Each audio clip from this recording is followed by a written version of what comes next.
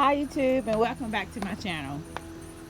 For those of you who have been watching me since I started uploading in the end of October, it was basically for my passion of gardening.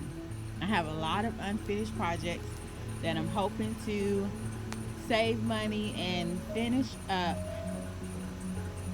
by the end of April. That is my goal. This is faux grass that I got from a liquidating company in our area. This is my plan. This is the layout I would like to do. In between the faux grass, I would like to get some of these pavers and do this design. In between each layer, probably put a outdoor dining table with chairs, and when we want to cook out for the summer, this is an area that we can eat. Put up one of my pop-up tents with mosquito netting. As I come out to this area, I have enclosed it with a retaining brick wall. This is a seating area that I have looking out to the front yard. Show you a quick glance of what's on this table. This is a fountain that I got last year at Big Lots Christmas clearance.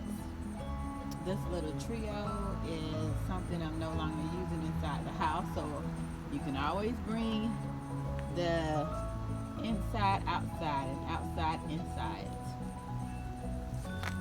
These are my two chairs that I had on the front porch. This shrub, I'm not sure what it is, but I've had it about 3 years in this pot, and it is year-round. It's evergreen, and it does so well in this pot. I'm scared to even take it out. It loves the shade, not a lot of sun, but it just flourishes year-round. I enjoy it so much. This is another roll of the faux grass that I got from the liquidator store. I'm hoping to get more rolls to fill in this area completely, but if not, I'm probably going to do pea gravel. Look at how cold it is, you guys. That is ice. My two trellises, I probably have to give them another light spray paint of I may change the color and they may remain black. These are some extra fence panels that I have to go along the other side of my driveway. I'm not gonna do that until I get a driveway gate, but I am enclosed over the summer of 2021. I enclosed my front yard with the no dig fence at Lowe's. I used the Grand Empire XL and I love it. This is my pièce de resistance in my front yard. This is a Crimson Queen Japanese maple tree. I bought it full grown. These trees normally run around $1,000 this size. I got mine for $150 at a local landscaping company. One of his residential clients counseled on him, and he ended up selling the trees for 75% off. One of my biggest regrets is not getting more than one, but I am very happy that I did get this one. I think I've had it over 5 years. This is one of my containers that I catch rainwater in. It's empty now because I have discarded it yesterday. This is an emerald arborvitae tree. I put it in the ground maybe 2 years ago, and look at the trunk. It's doing so good. Year-round color, you guys. That's what you want to have in your garden. This is a deciduous tree. It loses its leaves during the fall and winter, basically the winter.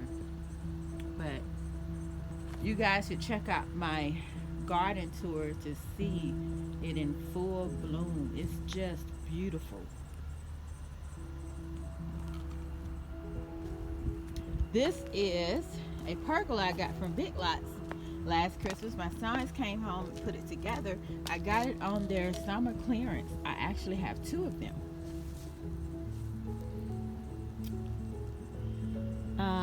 This layout, I'm not sure what I'm going to put inside it. Maybe just gravel, maybe just the pea gravel that I have here, or I'm not sure. But I had the reason why I had so many retaining um, bricks is because in this center um, floor garden, I had two layers of the brick.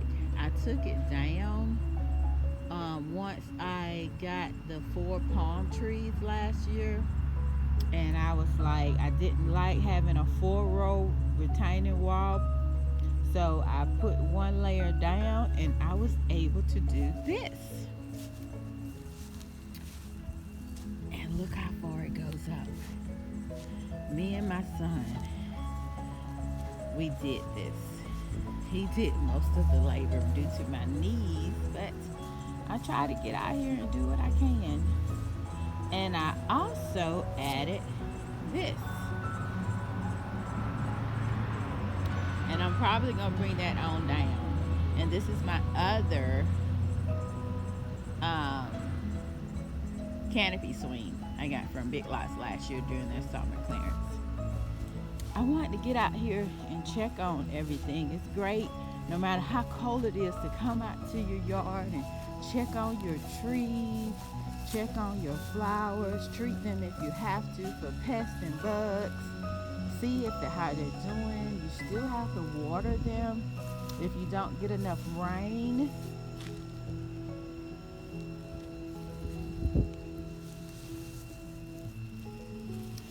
Look at my 4 topiary balls. I purchased these late fall, and I love them. I'm thinking 1 or 2 may not be enjoying this cold weather, and I'm gonna get out here on another day that is warm,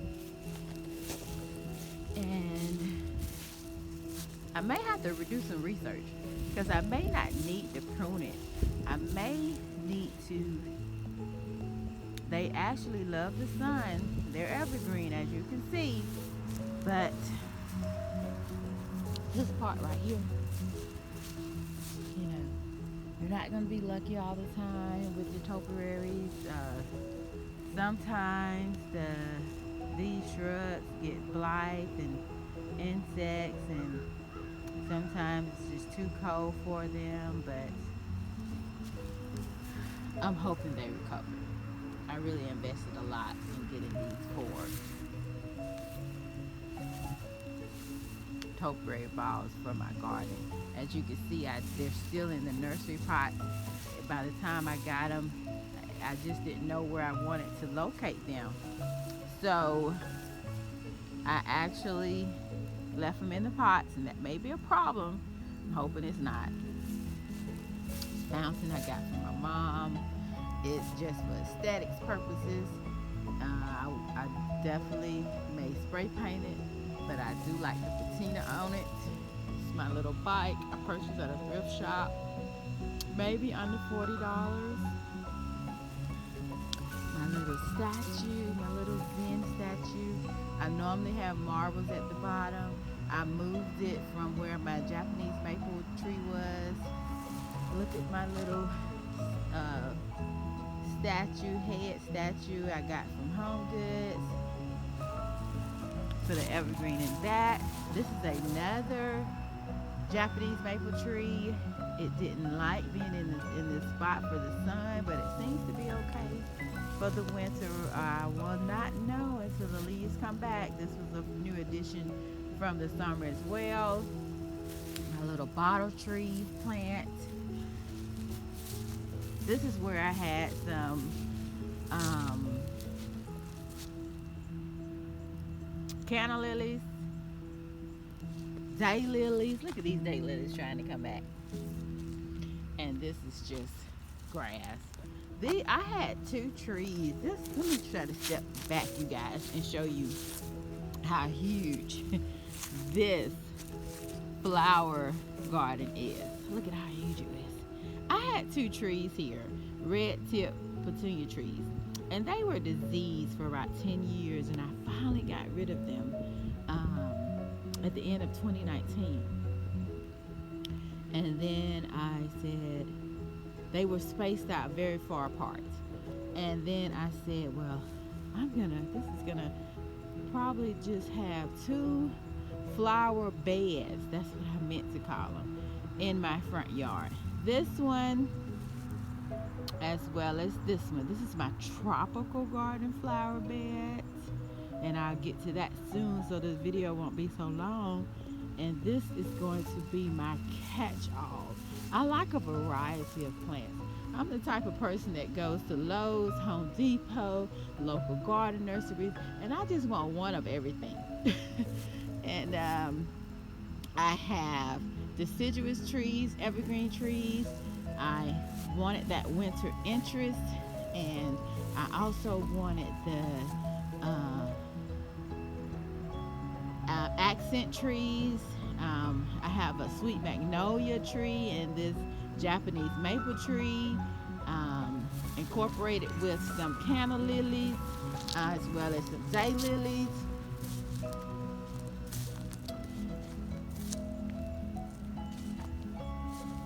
Some garden accents, pots, some garden decoration accents, bird feeder. This is my sweet magnolia bush. I had daylilies here. Here's my little occulus. I'm not sure what I'm gonna do with it, whether I'm gonna put it on a pedestal stand, leave it here. And that's why I really have these in pots, because I just did not know where I want to have, where most of these things are gonna be with the permanent home. Now let's get to my tropical garden. My area is not the best for tropical plants, but they were so beautiful. I bought 4, and actually one is surviving. And when I looked up the information online, it handles the 20-degree weather, but the rest of them didn't. This is a little sitting area. Let me stand back here so you guys can see how big this area is. And I have some evergreens, and I have 4 tropical trees that I bought. This is my pruning from the fall. I'm so lazy, guys. I haven't come out and discarded it yet. This was a bottle tree palm, and if you want to see them in their full bloom, again, check out my fall garden tour of 2021. It was just beautiful, so lovely to look at. This is my sago palm. It still has some greenery. I'm hoping that the mounded mulch I put beneath to cover the roots, I'm hoping that helps it survive, but I will not know until the spring comes back. This is my crepe myrtle tree. This is my Chinese farm fan palm. Look at how good it's doing. It's even bringing out more palms. You know, you can see the damage from the frost. And I could prune those, but I'm just going to leave them for energy for the plant. And this is another palm tree that I bought. I forgot the name of this one. I had a bottleneck, sago palm, Chinese fan, and I forgot the name of this one. I'm hoping this mound of mulch really helps it survive. But if not, I understand. If I may try it again if Lowe's shipment has some beautiful palm trees that I'm able to obtain at a good price. I may have paid $69 each for them. And at the time, it was a splurge. Before we go and I end this video, this is another Japanese maple tree I have. It is Sierra U, and it is the most colorful of the Japanese maple trees I have. I actually have 4, and I'm going to try to show you guys how I store some of my. Here's another tree that was a new addition. It is a Dawn Redwood, and it's looking pretty good. I mounted it at the root as well.